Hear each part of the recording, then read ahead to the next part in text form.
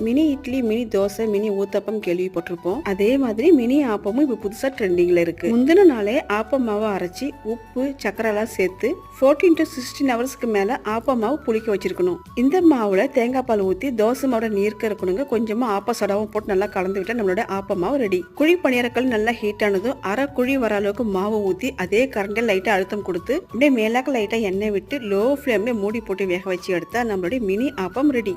முருகலான தோசைக்கு நடுவில் இட்லி இருந்தா அதுதாங்க ஆப்பம். ஆனா என் பசங்களுக்கு அப்படி செஞ்சு கொடுத்தா சுத்திரி இருக்கிறத மட்டும் சாப்பிட்டுட்டு நடுமத்திலே நல்லா பஞ்சாட்டம் இருக்கிற அந்த இட்லியை என்கிட்ட கொடுத்துருவாங்க. அப்படிப்பட்ட ஆளுங்களுக்குலாம் அந்த மினி ஆப்பம் செஞ்சு கொடுத்தா பானிபுரிய மனசுல நினைச்சுக்கிட்டே நல்லா தேங்காய் பல்ல முக்கி சாப்பிட்டுட்டு சூப்பரா இருக்கணும். வேற காம்ப்ளிமெண்ட்ரி. ஒரே மாவு தான், எந்த மாற்றமும் இல்ல. ஆனா செய்யற டெக்னிக்கை மாத்தினா அசால்ட்டா உள்ள போகுது. இந்த பசங்களை சாப்பிட வைக்க நம்ம என்னென்னலாம் குரல் வித்த பண்றதா இருக்கு.